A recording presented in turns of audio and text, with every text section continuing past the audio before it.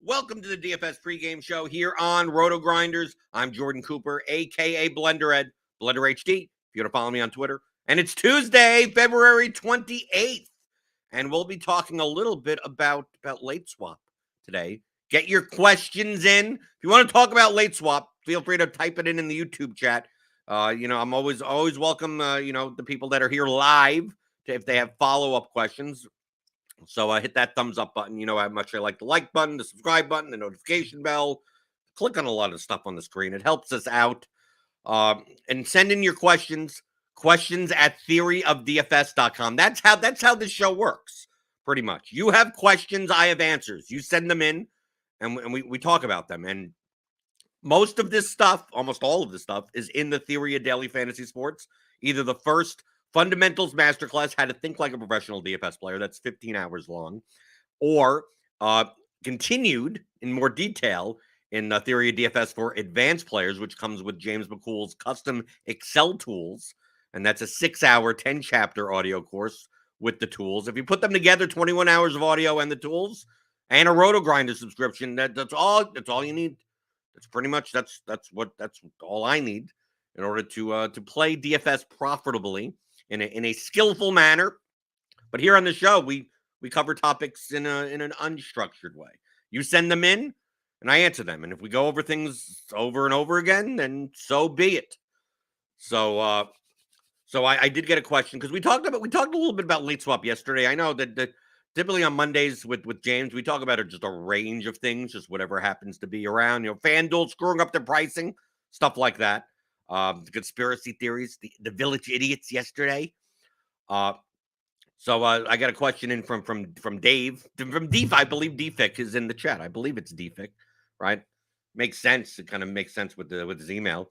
Talking about, can you spend some time to discuss late swap strategies?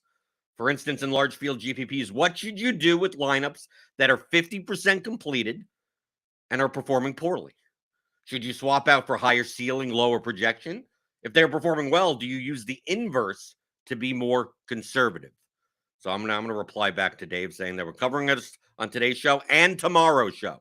Okay, so it'll be a two-parter about late swap strategy, macro strategy and micro strategy. So let me send that in over there. Okay.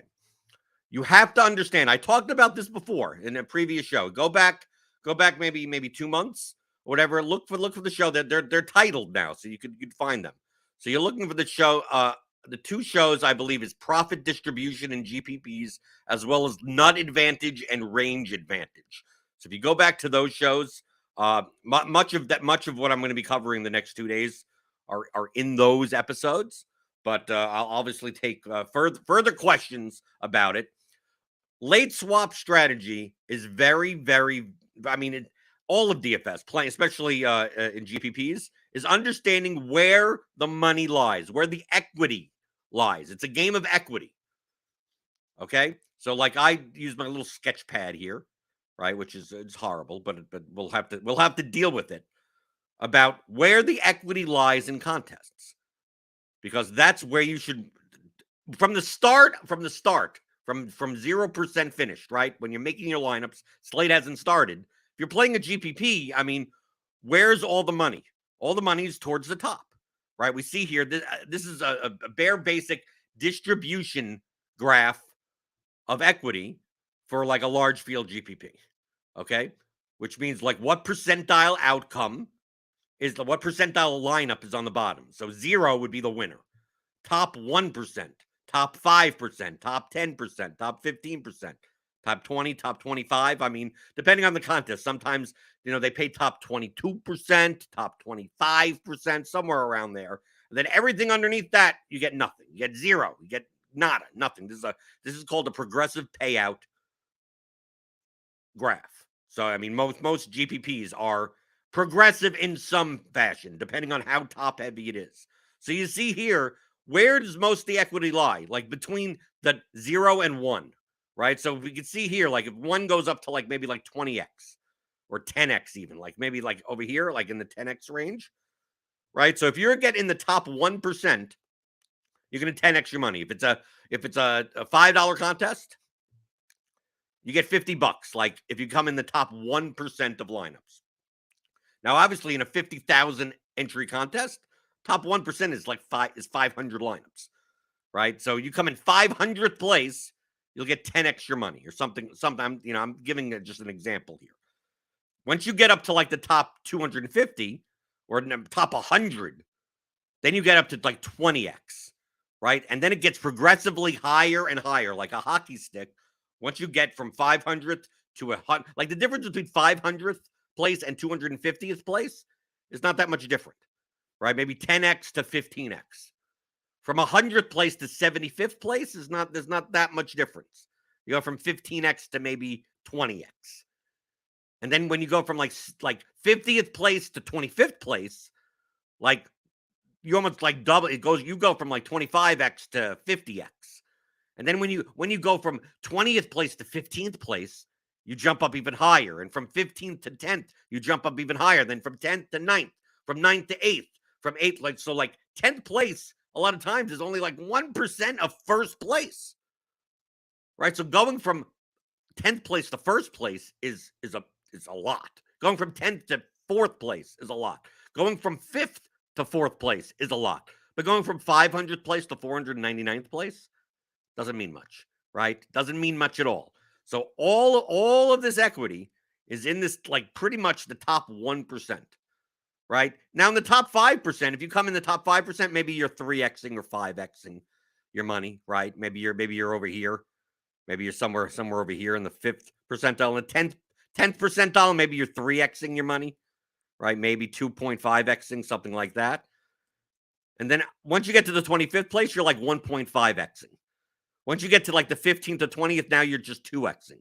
But this represents a lot more lineups, right? The 25th percentile in a 50,000 entry contest is like 12,000th place. Okay? So going from 12,000th place to what, 1,000th place you get 2x extra your money, right? Instead of 1.5x, you're getting a 2x, 2.5x. Like, that's a lot of spots. So coming in the 1,000th place and 10,000th place doesn't mean that much, right? It doesn't gain you all that much. Going from 1,000th to 500th place doesn't gain you that much, right? In general, if you came in 768th place or 1,214th place, it's not that big of a difference. But coming in the difference between 7th and 3rd place is a humongous difference, right? Coming in, especially in the lower end, if you come in 10,000th place or 8,000th place, you've beaten an extra 2,000 lineups, but your payout actually hasn't moved at all. You actually get the same amount. So it doesn't even matter at that point. So where does the equity lie in the GPP, right? We're not talking about double ups or cash games, which I'll hit that in a moment anyway. This is GPPs. This is what primarily we're talking about when it comes to what your late swap strategies are. There are late swap strategies in double ups as well. But you have to understand where the equity lies and how much financial value there is in moving up spots and what spots are attainable for your lineup at the time. Okay? Because remember, with late swap, we already have a lot of information. Let's say it's an NFL slate. And we have, 7 games at the first set window of games and 4 games at the second set. 1 p.m. Eastern, 4 p.m. Eastern. You have 7 games and then 4 games. And there's a pretty distinct period where most, if not all, of the first set of games is done by the time kind of the second set of games goes off. Of course, there's a little bit of overlap, right? There may be a couple of minutes here or there. But for a lot of times, you'll be going through. It'll be 3:30 Eastern or something, and you're like, oh, I have a running back that I have a $7,900 running back that only has 4 points, right, with a snowflake there. Or I have a $5,200 receiver that has 36 points. That's like, oh, okay, that's really good. You're gonna pretty much whoever wins is probably gonna have that guy, right? That type of thing. You're gonna know a lot more information. But the thing that you're also gonna know is whether or not you have the nut advantage. Okay, which is I'm using a poker term, right? Nut advantage meaning is that you have a player and they're owned enough that the winning lineup is very, very, very, very, very likely to contain that player, right? An 18% owned player at 5,200 that puts up 36 points is probably going to be in the winning lineup, right? Because 18% of all the lineups have it. If it's a 0.01% player that did that, may not end up in the winning lineup because there aren't that many lineups that have that guy. Okay, so you have to determine before you make late swaps, do you have the nut advantage? Now, most of the time you won't, right? Most of the time you actually won't. It's actually 99% of the time you won't, and 1% of the time you will, right? 1% of the time you'll have, the game that went 42-35 in the first set of games, right? And that whole stack, right? You'll have the quarterback with 38, the two wide receivers, one with 38 and one with 24 at a cheap price. And you'll have the running back that has 32, right? And then you also have like the defense that scored 21 in the first set of games. And you have a lineup that looks exactly like that. And it's like, wow, I have like the best players at the best prices in all those slots. I have the nut advantage, right? You have it obviously depends on the contest. Obviously, in a smaller field contest, it's the nut score is going to be lower. But in a large field contest, it's going to be much closer to the nuts, the best possible lineup. Okay? So you have to determine whether or not you have the nut advantage. Why is that important? The misnomer when it comes to macro strategies for late swap is that when your lineup is underperforming, you should be more inclined to fade chalky players in order to gain more relative value. Meaning that, like, let's say in the second set of games, there's this 40% owned running back that projects well. That's why he's 40% owned. And you're like, oh, wow, my lineup is underperforming. I don't want to share points with 40% of the field. I have to find points that less of the field is getting. So now I have to lower my projection and lower my ownership so I can increase the variance of my lineup. So I can increase the range of outcomes, right? So I can get points that other people aren't getting because I'm behind. Okay? That's what most people think. And while the concept in and of itself is true, the financial value of doing so maybe most likely is not worth it. Is actually not worth it to do. Now, why is that the case? Right? Let's use the example. Like, let's take a look at this equity distribution graph, and let's say your lineup is sitting somewhere, on the payout scale, somewhere in the 50th percentile range.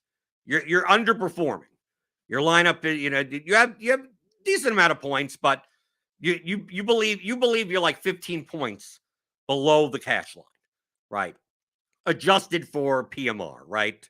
How many salary and PMR, right? So you're sitting here, somewhere on the bottom over here at the 50th percentile.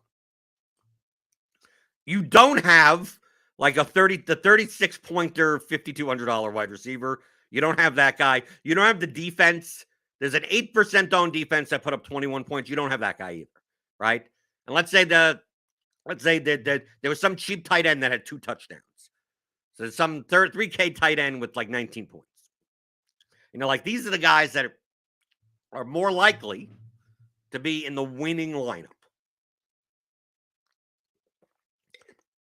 Depending on their ownership, right? If these guys are owned to some degree, right? I'm not talking about 40% owned, but 5% owned, 1%. I mean, some single digits.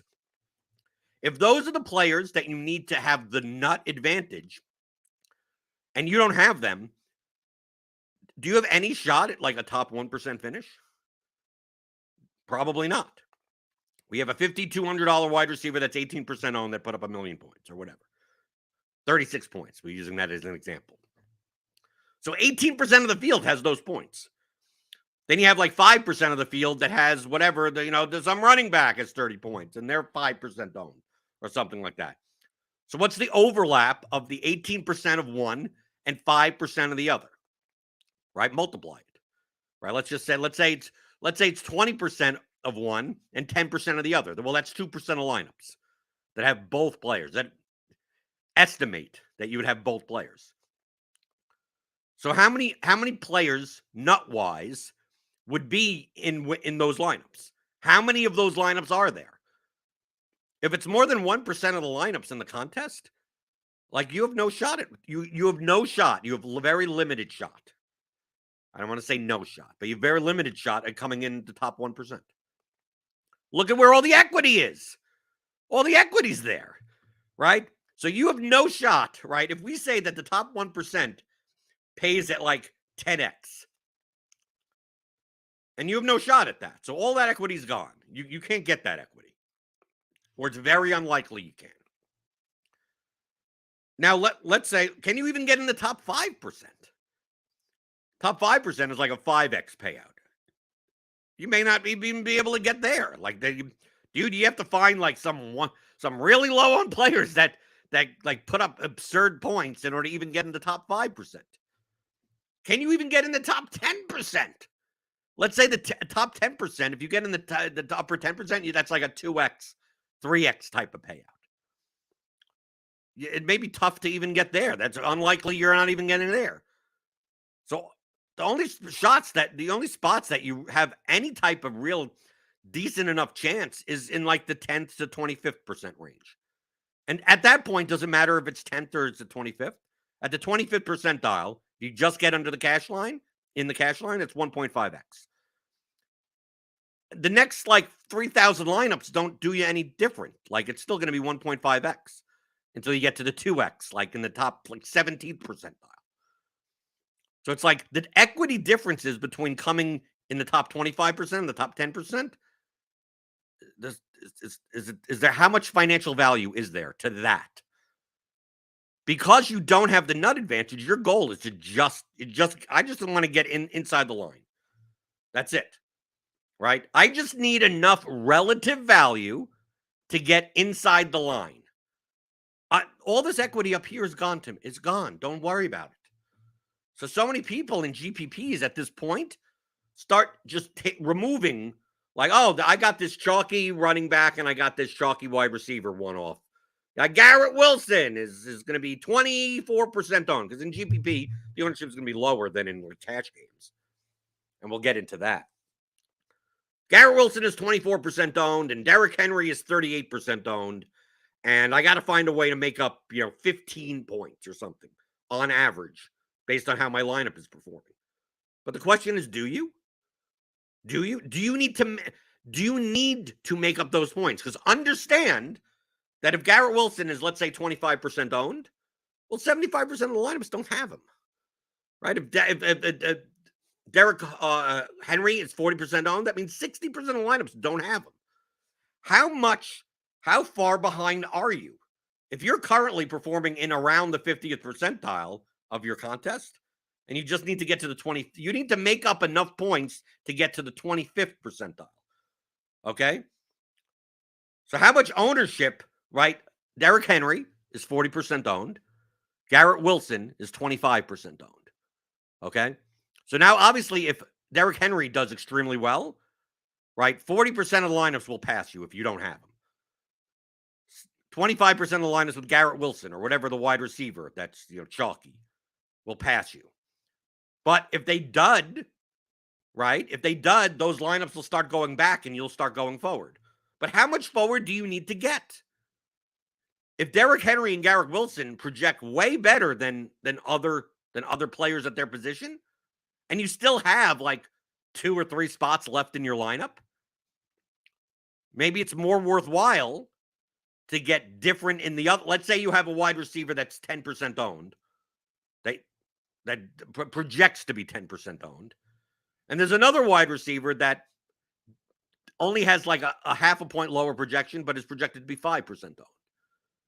Maybe you switch those people, right? Because you're only looking to get to the equity in which you can reasonably reach. Most people, they just start swapping out everyone. They're like, okay, I got to all 1% owned guys.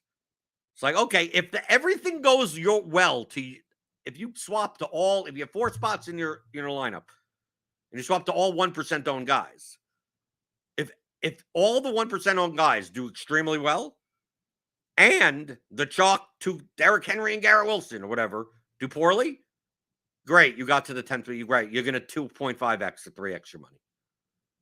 There you go. But 95% of the time, you're going to come in like dead last place.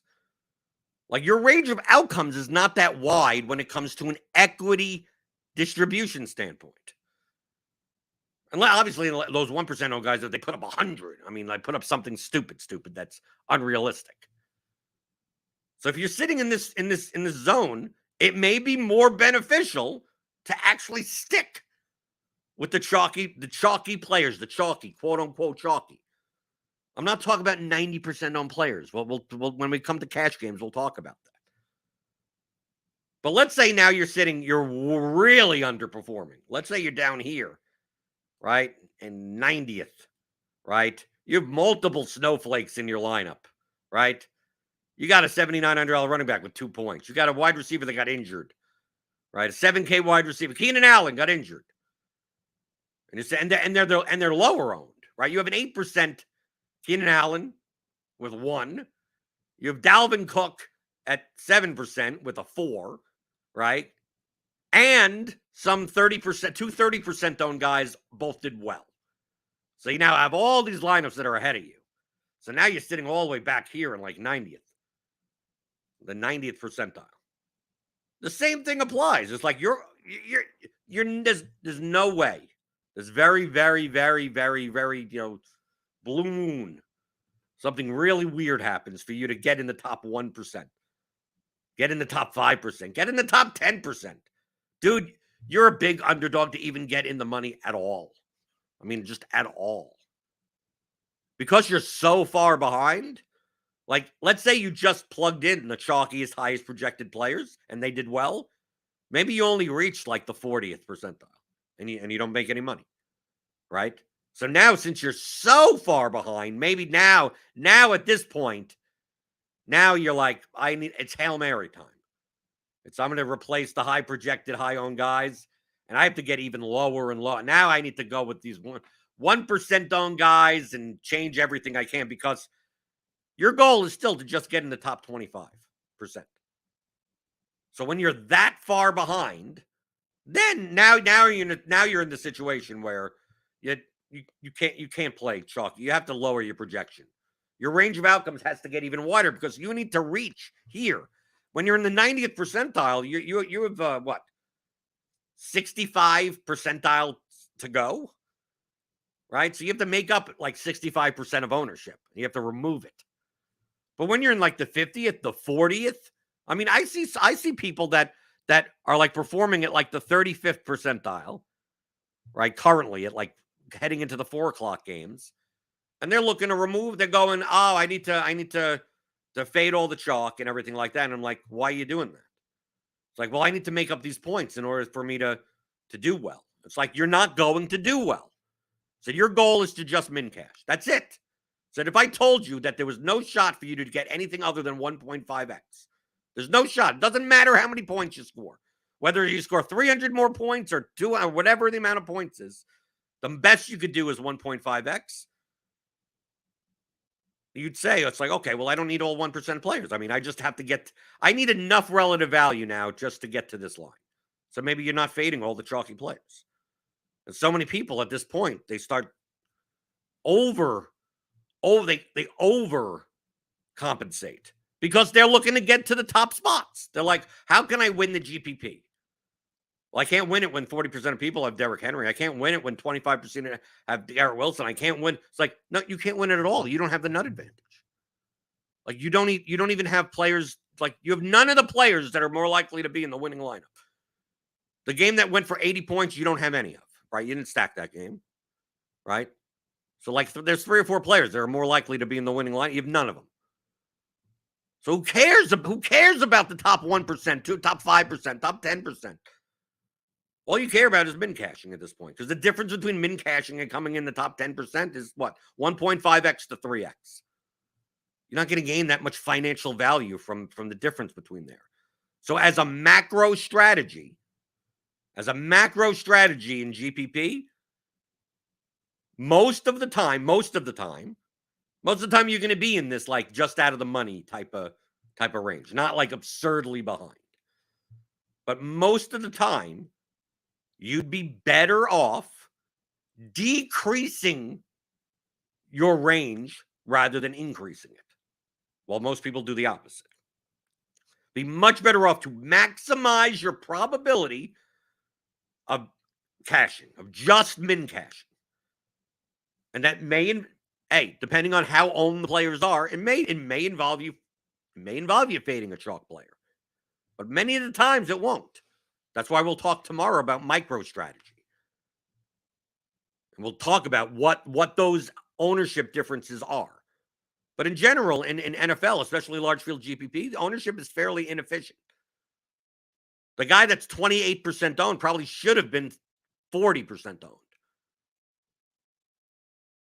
Right? Guys, 28% owned. Oh, he's chalky. But 72% of people don't have him. If he projects 5 points better than like the next guy that you could replace him with or something, why are you sacrificing that? Yes, it's the easiest place to get relative value. You're hoping 28% of lineups fail and you have someone different. But if you're sitting in this like 35, 40th percentile range in your contest currently before late swapping, it's probably better off for you to keep that guy and just try to eat your way into this min cash zone rather than just blow up your lineup and be like, well, I'm either coming in 70th percentile or I'm coming in the 10th percentile. Well, what's the difference between the 10th percentile and 25th percentile? Not that much. So you're increasing your variance, but your max payout is going to be like 3x. Rather than there'll be plenty of times, like maybe you have a 50% shot at min cashing and getting 1.5x. Do you want a 50% shot at min cashing or a 10% shot at 3xing? You'd rather the 50% shot at 1.5xing. So depending on where your lineup is on the equity distribution graph currently in the contest, if you do not have the nut advantage, you don't have the players that will be needed or likely to be needed to come in the top 1%, don't worry about it. Your goal is to just min cash. That's it. Your goal, min cash only. This is what it's going to be 99% of the time. That's why I said 99% of the time, you're not going to have the nut advantage. But let's say what happens if you have the nut advantage? Let's say your lineup is now sitting in like the top 5%, right? Has the game that went for 80 points, you have a 3+1 or 3+2 stack. You have quarterback, 2 wide receivers. You got the run back and everything like that. You have like the defense that scored 21 points. You have those 5 players in your lineup. And it's like, okay, now what do I do? Okay, well, now you have to think of the same type of trade-off of how far behind you are and what you should do. Most of the time, this may sound counterintuitive. Most of the time, not all the time, just most of the time, it would be better for you to increase the range of your outcomes. Okay? It would be better for you to swap and swap off the chalkier players. And I know what you're thinking, Jordan. It's like, well, if I have the nut advantage, I block, right? If I have like the 5 guys that like I got the stack, I got the defense, stuff like that. It's like, well, if I have all those players, like, don't I want to leave 40% Derrick Henry in my lineup? Don't I want to leave 25% one-off Garrett Wilson in my lineup? It's like, possibly. It depends on how many other lineups have the nut advantage also. Not just you.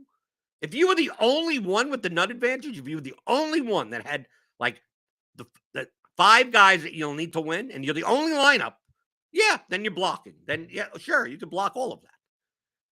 Let's say you're one of 5 people with the nut advantage. I mean, you could still block all of that because what's the worst case scenario? You come in 5th place? Remember, take a look at how big the gaps are in payouts between 1st and 2nd, 2nd and 3rd, 3rd and 4th, 4th and 5th, 5th and 6th, 10th and 20th, 20th and 50th, right? As you go all the way up the payout scale, it gets exponentially more beneficial for you to move up those spots. Okay, so if you're sitting there, and let's say you deem that maybe 50 to 100 lineups in your contest have had, let's say 100 lineups, you would deem to have the nut advantage right now. Okay? There's a big difference between coming in first and coming in 100th, right? Right? Isn't there? 100th place will pay, what? 50x maybe? In a $20 Millie Maker contest. What does 100th place pay? The $20, maybe it pays $300 or something, maybe. Right? $400 maybe. First is $1 million. Second is 100,000. Third is 50,000. Fourth is like 25,000. Fifth is 10,000. Sixth is like 5,000. I mean, when you get to 10th place, you're down to like $2,000 or something like that. $4,000, something like that. There's a big difference between 10th and 1st. Humongous difference. Even a difference between 10th and 4th is a huge difference. So if 100 people have the nut advantage, do you want to have similar lineups to them? No, you want to increase it. You're now just competing against those 100 lineups. You're not competing against any lineups below you for the most part, most likely. So many more people are like, "Oh, I have the nut advantage. Let me block everywhere." And it's quite possible that in your attempt to block, you look at later in the lineups. An hour and a half goes by, the 4 p.m. games lock and everything like that, and you see that, based on my lineup construction, there's four lineups ahead of me that I can't pass because I have the same players as them. Right? Like you have 5 spots left in your lineup, and you're a 1v1 off of those people. Right? It's like, well, they have this guy and I have that guy, and then the other 3 players are blocked, and then we both have the same players. Well, that means you have no access to first place. You've now blocked yourself off from first, second, or third. And now the max you could do is 4th place, which is humongous in the Millie Maker, right? The most top-heavy contest there is.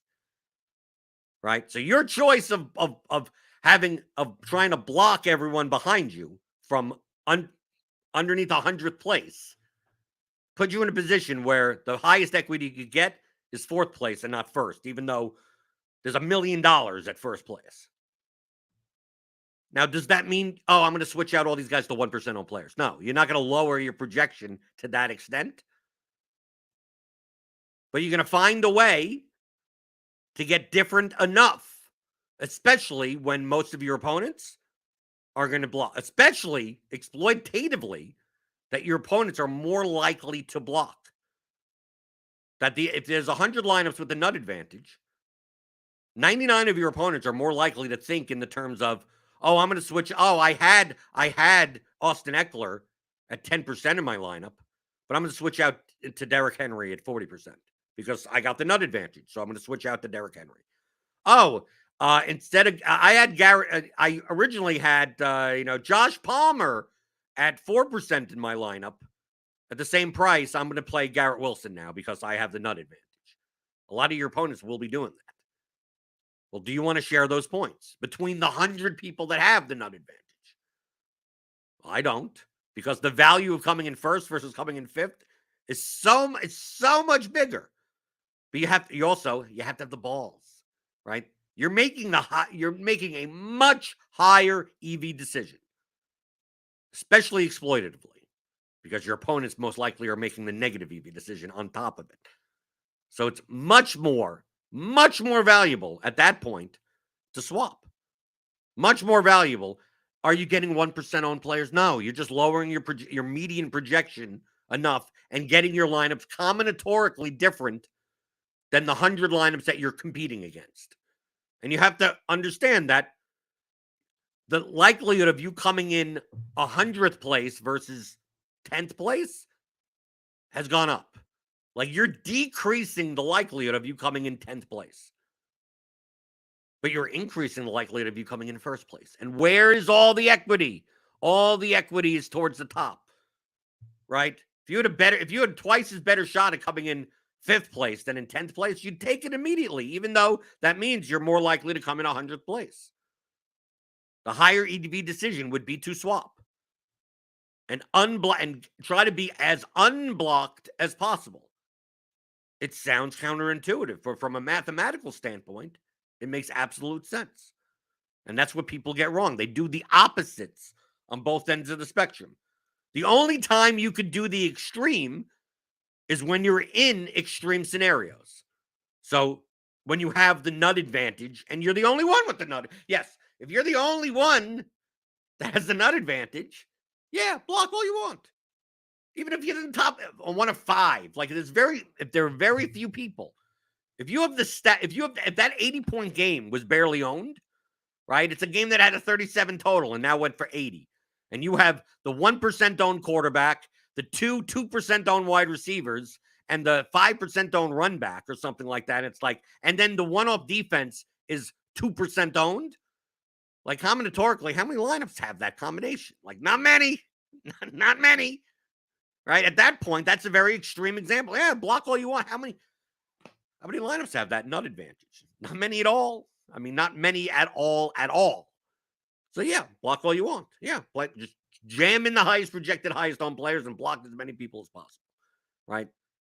Because you're not competing against the top 100 players. You're competing against like 3 people. That's it. And the difference between first and third is a lot, but it's not like a first and 100th, right? You'd rather come in first than 100th. And then the other extreme example is if you're so far behind that even playing the high, even getting the points from the highest projected players doesn't get you to the 25th percentile. Like when you're so far behind, right? Those extreme examples, then it makes sense, right? You have a whole bunch of single digit snowflakes, expensive players in your lineup, 6 players in your lineup with single digits and snowflakes.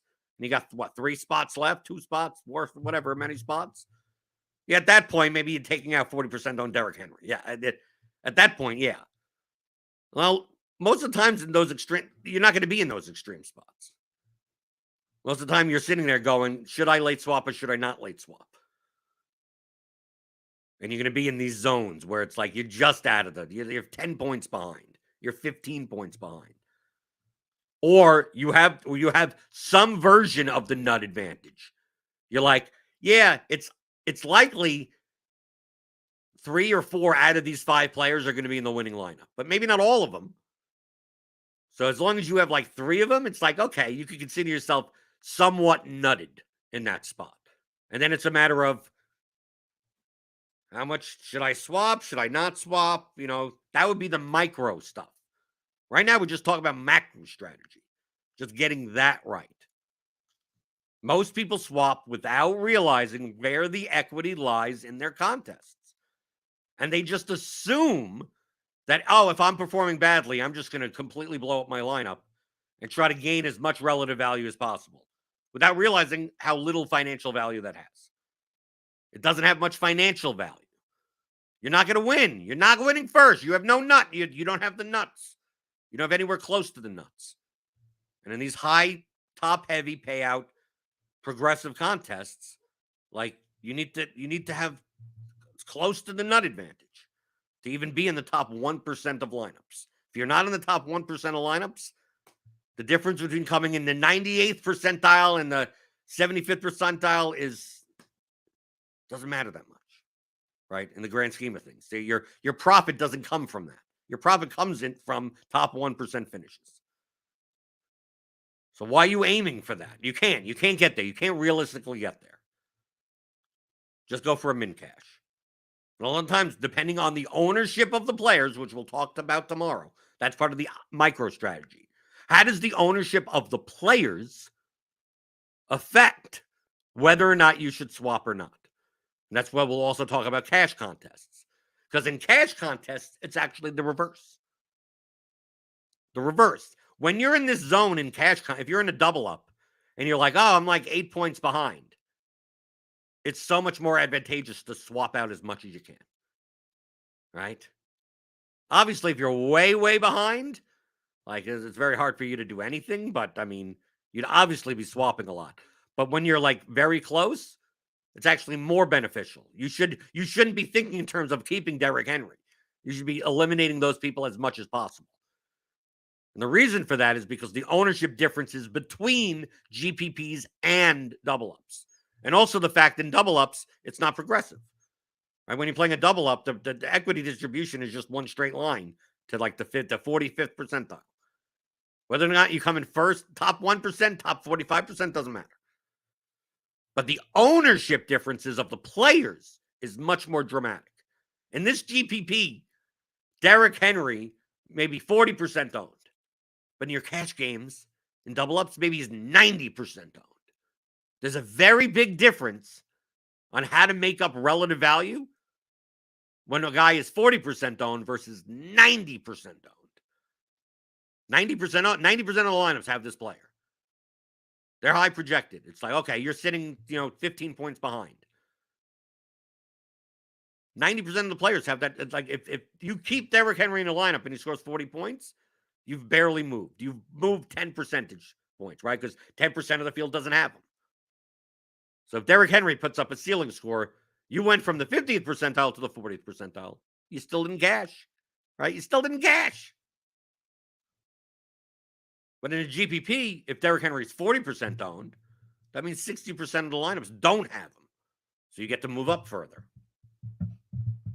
That's why in cash contests, because the ownership is way more condensed, it gives you way more incentive to find leverage elsewhere in order to make up those points. It's much easier to make up relative value in those types of contests. Not necessarily because it's a double up. It's because most of the lineups look the same, right? They're all cash lines. They're high projected cash lineups. So you're going to see 70% owned players. You're going to see 50% owned players. You're going to see, we have some NBA slates where the lowest owned player in your lineup in a double up is 42% owned, right? That's the lowest owned player in your lineup, right? It could be an 8-game slate, and it's still because of how the value and the projection weighs out, especially on NBA slates with injury news and stuff like that. Everyone's lineup is kind of like a 2v2 off of each other, right? So everyone's like 40, 50, 60, 70. It's a 95% owned guy. So if you need to make up points, the only way to make up points is to get rid of the chalky players. You have no other, you have to, just to even move up into a cashing spot. But in GPPs, they're not that high owned. Now, they could be, and the same dynamic would apply. Like, if Derrick Henry was 90% owned, then we'd be talking about it the same way. But that typically doesn't happen in GPPs.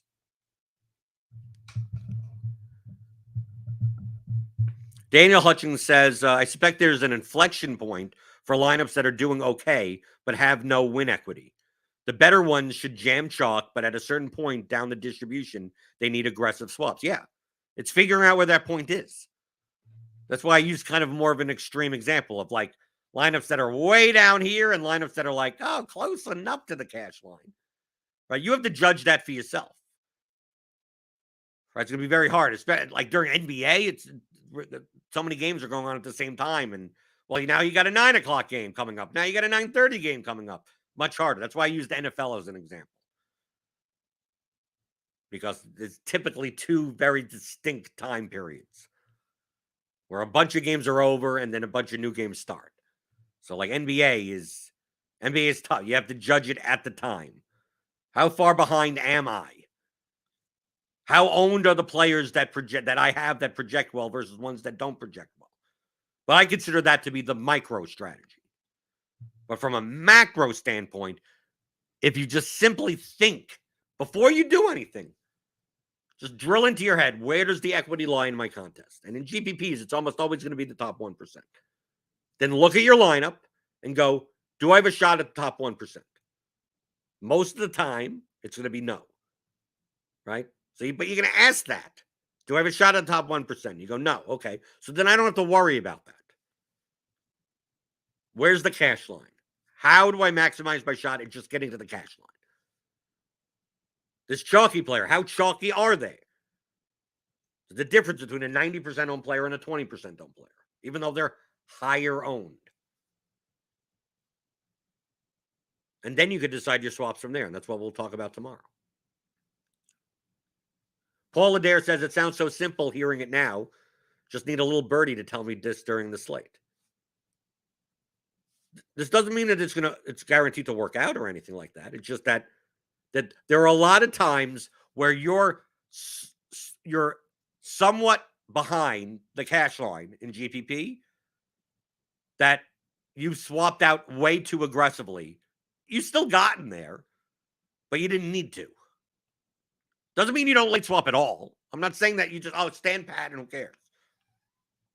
Just means you have to make those considerations. When you're way far behind, way behind, then yeah, aggressively, now it's a Hail Mary. You're going to make the cash line like 2% of the time.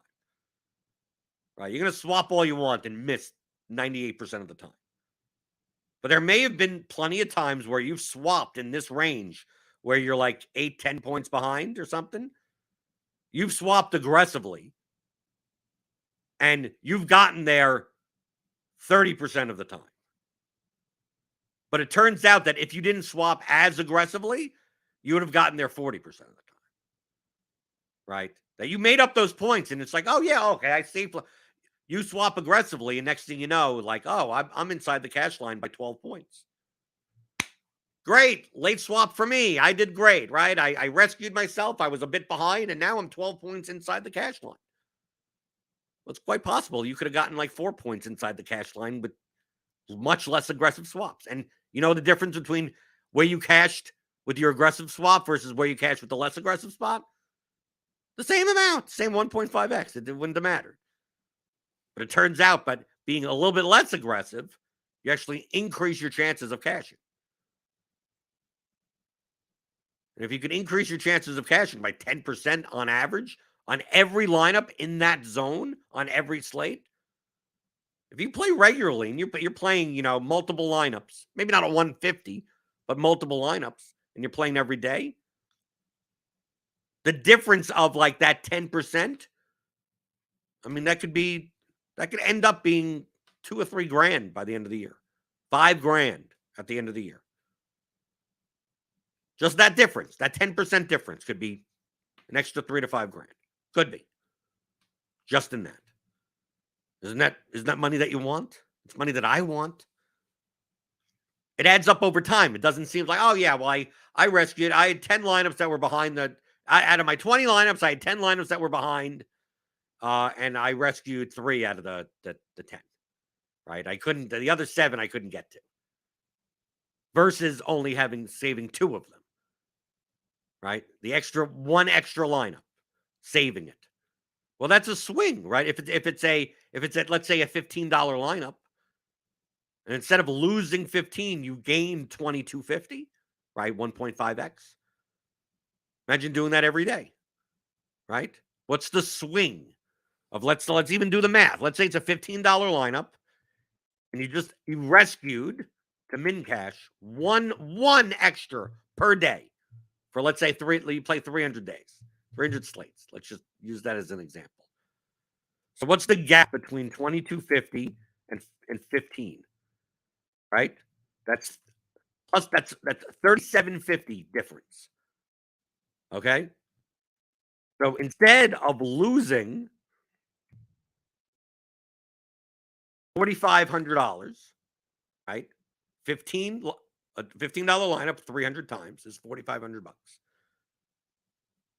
Instead of losing $4,500, right? You've now gained $67.50. That's like a 10K swing, right? Just rescuing one extra lineup out of 10 per day with the proper late swap. Now, obviously, if you're playing the mini max, obviously, you multiply by whatever the entry fee is. But that's how big of a gap is. Instead of losing 4,500, you've gained 67.50. When people say, "Oh, is it worth it to do?" If you're looking to play profitably, I mean, that's like getting a rake reduction. These things add up, and the more you do over time, the better your results are going to be at the end of the year. On a day-to-day basis, you're not going to notice it much. And you're going to think, and most people think it's not worth doing. But if you're playing for profit, that's the goal that you're looking to do, this You have to take these things into account. Do you want to be bleeding and leaking away 1-2% of your ROI by not doing this? Or not doing it well? Doing it 10% better than what you're currently doing it may equate to several $1,000s, depending on how much volume you play. If you play lower volume, maybe it's a couple of $100. But do you really want to at the end of the year go, oh, I had a good year? It's like, you just like threw away $1,200 for no reason. They're like, oh well, I still made 18,000 or something. Okay, yeah, which is great. But what is $1,200 to you? Like $1,200 to you, that may be a mortgage payment. Like, imagine if I told you it's like that someone that didn't play DFS, and I'm like, you paid an extra $1,200 on your mortgage for no reason. You just threw in the toilet. So instead of paying off I just threw $1,200 in the toilet. You'd be like, what? You'd be incensed. Like, how did I just throw $1,200 in the toilet? Well, that's what you're doing.